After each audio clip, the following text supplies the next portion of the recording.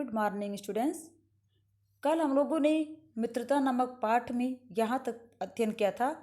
उनके लिए न तो संसार में सुंदर मनोहर उक्ति वाले कवि हुए हैं। बच्चों, हम लोगों ने यहाँ तक अध्ययन किया था। आइए अब आगे बढ़ते हैं। और न संसार में सुंदर आचरण वाले महात्मा, वो कह रहे हैं उनके लिए, किनके लिए यहाँ बात हो रही है? उन मनचले युवकों के लिए बात हो रही है कि उनके लिए इस संसार में ऐसा कोई कवि नहीं हुआ है जो अच्छी उक्ति अर्थात अच्छे वचन कहे हों, और ना ही संसार में अच्छे लोग हुए हैं जिनका आचरण अच्छा हो। उनके लिए न तो बड़े वीर अद्भुत कर्म कर गए हैं, और ना ही इस संसार में ऐसे वीर हुए हैं जो अद्भुत अर्थात आश्चर्यजनक के काम कर गए हों। और न बड़े बड़े ग्रंथकार ऐसे विचार छोड़ गए हैं जिनसे मनुष्य जाति के हृदय में सात्विकता की उमंगें उठती हैं। और ना ही ऐसे विचार छोड़ गए हैं बड़े बड़े ग्रंथकार लोग जिससे पढ़ करके लोगों के हृदय में सात्विकता अर्थात अच्छे कर्म की उमंगें उठती हों। उनके लिए फूल पत्तियों में कोई सौंदर्य नहीं, और उनके लिए फूल पत्ती में कोई सौंदर्य दिखाई नहीं देता है। झरनों की कलकल में मधुर संगीत नहीं, और ना ही झरनों की कलकल में उन्हें कोई मधुर संगीत ही सुनाई देता है। अनंत सागर तरंगों में गंभीर रहस्यों का आभास नहीं, और सागर की तरंगों में जो गंभीर रहस्य होते हैं उसका भी उन्हें आभास नहीं है। उनके भाग्य में सच्चे प्रयत्न और पुरुषार्थ का आनंद नहीं। उनके भाग्य में ना तो सच्चे प्रयत्न है और ना ही सामर्थ्य का आनंद ही उनको प्राप्त है। पुरुषार्थ मतलब होता है सामर्थ्य। उनके भाग्य में सच्ची प्रीति का सुख और कोमल हृदय की शांति नहीं।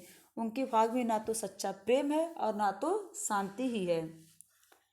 जिनकी आत्मा अपने इंद्रिय विषयों में ही लिप्त है, जिनका हृदय कुत्सित विचारों से कलुषित है। कुत्सित मतलब होता है नीच, और कलुषित मतलब होता है दूषित, यानी कि जिनकी आत्मा भोग विलास में ही लिप्त है और जिनका हृदय जो है नीच विचारों से दूषित है। ऐसे नशोन्मुख, ऐसे नशे में उन्मुख यानी कि नशे से युक्त प्राणियों का दिन ब दिन अंधकार में, दिनों दिन अंधकार में पतन होते देख, यानी कि उसका पतन होते देख कौन ऐसा होगा जो तरस न खाएगा। ऐसे व्यक्तियों का जो दिन ब दिन पतन की ओर जा रहे हैं, इनको देख करके कौन तरस न खाएगा। हमें ऐसे प्राणियों का साथ न करना चाहिए, हमें ऐसे प्राणियों का साथ नहीं करना चाहिए। बच्चों, हमें हमेशा अच्छे दोस्तों का साथ करना चाहिए जिनसे हम कुछ अच्छी बातें सीखें। आगे देखिए क्या कह रहे हैं। मकदूनिया का बादशाह डेमेट्रियस कभी कभी राज्य के सब काम छोड़कर अपने ही मेल के 10-5 साथियों को लेकर विषय वासना में लिप्त रहा करता था। कहाँ का बादशाह की बात हो रही है? मकदूनिया के बादशाह की बात हो रही है जिसका नाम है डेमेट्रियस। वो कभी कभी राज्य के सब काम छोड़ देता था, यानी कि जो बादशाह था वो कभी कभी जो है राज्य का सारा काम काज छोड़ करके अपने ही मेल के यानी कि अपने ही हम उम्र के 10-5 साथियों को लेकर के, विषय वासना होता है जो सांसारिक भोग विलास होते हैं, जो भौतिक साधनों के प्रति लिप्त हर तरह से, उसमें जो है हमेशा लिप्त मतलब डूबा रहता था। यहाँ पे तात्पर्य नाच गाने से संबंध है कि उस पर हमेशा डूबा रहता था। एक बार बीमारी का बहाना करके किसी प्रकार वह अपने दिन काट रहा था। एक बार जो है इसी तरह से छुट्टी लेकर के बीमारी का बहाना करके अपना दिन वो काट रहा था। इसी बीच उसका पिता यानी कि उसके पिता उससे मिलने के लिए आए, और उसने एक हंसमुख जवान को कोठरी से बाहर निकलते देखा। और इसी बीच जब वो बीमारी का बहाना करके दिन काट रहा था, उसके पिता जो है उससे मिलने आए, और जब मिलने आए तो बाहर जो है दरवाजे पर ही उन्हें एक हंसमुख जवान जो व्यक्ति था वो बाहर निकलते हुए दिखाई दिया। जब पिता कोठरी के भीतर पहुँचे, यानी कि जहाँ पे डेमेट्रियस था, जब वहाँ उस कोठरी के भीतर वो पहुँचे, तब डेमेट्रियस ने कहा, जर ने मुझे अभी छोड़ा है। वो तो बीमारी का बहाना करके बैठा था। उसने कहा कि जर ने मुझे अभी छोड़ा है।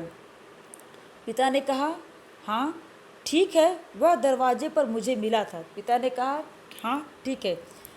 इसने कहा कि ज्वर नहीं, अर्थात वो कहा कि मुझे बुखार हुआ, मुझे अभी छोड़ा है। लेकिन पिता ने कहा, हाँ मुझे मिला है दरवाजे पर वो ज्वर। कौन सा ज्वर? कुसंग का ज्वर।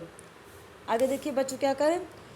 कुसंग का ज्वर सबसे भयानक होता है। कुसंग अर्थात बुरे व्यक्तियों का साथ। ये कुसंग का ज्वर होता है, बुरे व्यक्तियों का जो साथ होता है जो, वो सबसे भयानक होता है। यह केवल नीति और सद्वृत्ति का ही नाश नहीं करता। यह केवल नीति, आपकी नीतियों का, आपके सद्वृत्ति अर्थात आपके अच्छे आचरणों का ही नाश नहीं करता, बल्कि बुद्धि का भी नाश करता है। क्षय मतलब नाश, यानी कि बुद्धि का भी, आपके अच्छी आदतों का तो नाश करता ही, साथ साथ आपकी बुद्धि का भी वो नाश करता है। किसी युवा पुरुष की संगति यदि बुरी होगी तो वह उसके पैरों में बंधी चक्की के समान होगी। अगर कोई युवा पुरुष अपने साथ ऐसे साथी संगत को चुनता है जो गलत आचरण वाले होंगे, तो समझ लीजिए कि वह उसके पैरों में बंधी चक्की के समान है, जो उसे दिन रात अवनति के गड्ढे में गिराती जाएगी। अवनति मतलब होता है पतन। अगर उसने गलत लोगों का साथ किया है तो दिनों दिन उसका पतन ही होगा, यानी कि दिनों दिन वो अवनति की ओर जाएगा। और यदि अच्छी होगी तो सहारा देने वाली बाहु के समान होगी, जो उसे निरंतर उन्नति की ओर उठाती जाएगी। और यदि उसने किसी सच्चे यानी कि अच्छे सद्गुण वाला मित्र का साथ किया है तो दिन दिन वो उन्नति की ओर अग्रसर होगा।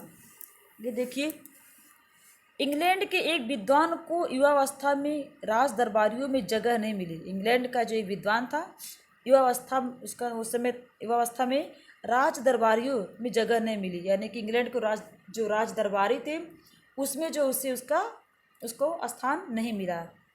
इस पर जिंदगी भर वह अपने भाग्य को सराहता रहा, और जब उसे इस तरह का जगह नहीं मिला तब भी वो अपनी जिंदगी की सराहना वो करता रहा।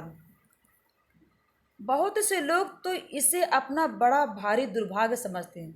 अब बहुत से लोग इस तरह का, अगर उनको जगह नहीं मिलता राज दरबार में, तो वो अपना दुर्भाग्य समझते हैं और इसी का रोना रोते हैं। लेकिन ये जो इंग्लैंड का विद्वान था, इसने अपने आप को सराहा, पर वह अच्छी तरह जानता था कि वहाँ वह बुरे लोगों की संगति में पड़ता।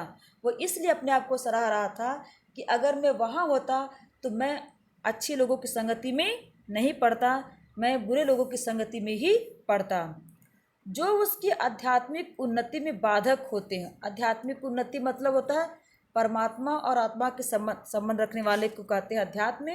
तो बोले कि इस तरह की उन्नति में बाधक होता है, अर्थात हम जब गलत लोगों का साथ करते तो हम इस तरह की उन्नति को प्राप्त नहीं कर पाते।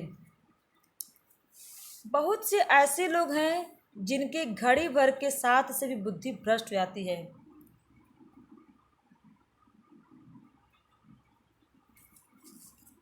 बहुत से ऐसे लोग हैं जिनके घड़ी भर के साथ से बुद्धि भ्रष्ट हो जाती है, अर्थात ऐसे समाज में ऐसे बहुत से लोग हैं कि अगर हमको एक पल के लिए भी ऐसी बात हमको सुन लेते हैं उनसे, तो घड़ी भर में हमारी बुद्धि भ्रष्ट हो जाती है, क्योंकि उतने ही बीच में ऐसी ऐसी बातें कही जाती है जो कानों में नहीं पड़नी चाहिए।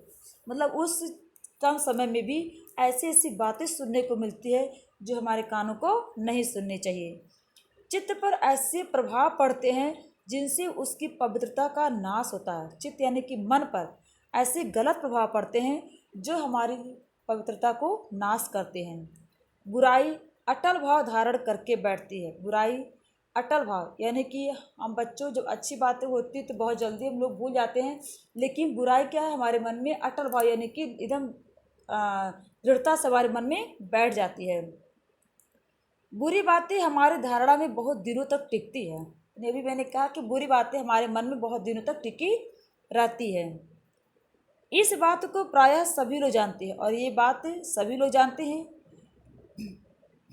कि भद्दे और फूहड़ गीत जितनी जल्दी ध्यान पर चढ़ते हैं उतनी जल्दी कोई गंभीर या अच्छी बात नहीं। यानी कि भद्दे फूहड़ गीत यानी कि किसी तरह का, मान लीजिए इस तरह से आप भद्दे या तो गाना सुने हैं, या तो कोई गीत सुने हैं, या तो कोई विचार सुने हैं, तो वो आपके मन मस्तिष्क पे ज़्यादा दिनों तक टिका रहता है, न कि कोई अच्छी बात। एक बार एक मित्र ने मुझसे कहा कि उसने लड़कपन में कहीं कहीं से बुरी कहावत सुनी थी।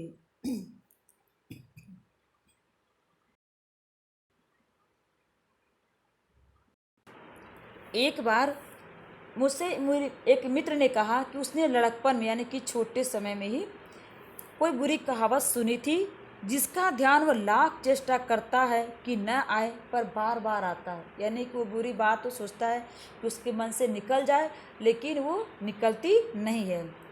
जिन भावनाओं को हम दूर रखना चाहते हैं, जिन बातों को हम याद करना नहीं चाहते हैं, वे बार बार हृदय में उठती और बेधती है। यानी कि ऐसे गलत विचार जो अपने मन से हम हटाना चाहते हैं, जिसे हम दूर रखना चाहते हैं, लेकिन हम उसको ऐसा नहीं कर पाते हैं। बार बार वे भावनाएं, वो बातें हमारे मन में उठती रहती हैं और हमें परेशान करती हैं। अतः तुम पूरी चौकसी रखो। अतः इस लेखक कह रहे हो कि तुम पूरे चौकन्ने रहो। ऐसे लोगों को साथी न बनाओ, ऐसे लोगों को आप लोग साथी ही न बनाइए जो अश्लील, अपवित्र और फूहड़ बातों से तुम्हें हंसाना चाहें। अर्थात ऐसे लोगों का साथी नहीं करना चाहिए जो अश्लील बातें बोलें, अपवित्र विचार रखते हो और जो है गलत बातों से आपको हंसाना चाहें। सावधान रहिए, यानी कि हमेशा सचेत रहिए। ऐसा ना हो कि पहले पहल तुम इसे एक बहुत सामान्य बात समझो और सोचो कि एक बार ऐसा हुआ फिर ऐसा न होगा। सावधान रहो।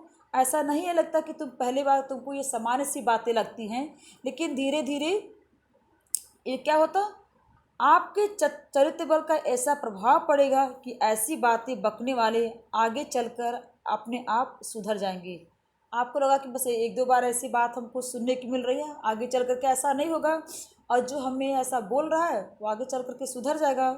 नहीं, ऐसा नहीं होगा। लेकिन लेखक कह रहे हैं ऐसा नहीं होगा। जब एक बार मनुष्य अपना पैर कीचड़ में डाल देता है, तब वह फिर यह नहीं देखता कि वह कहाँ और कैसी जगह पैर रखता है। यानी कि एक बार व्यक्ति अगर गंदगी में फंस जाता है तो फिर वह यह नहीं देखता कि कहाँ और कैसे रह रहा है। धीरे धीरे उन बुरी आदतों में अभ्यस्त होते होते तुम्हारी घृणा कम हो जाएगी। पहले जिन बातों को तुम दूर भागना चाहते थे, धीरे धीरे वो बातें जो है तुमको अच्छी लगने लगेगी और वो तुम्हारी आदत जो है बनती जाएगी और घृणा जो है कम होती जाएगी।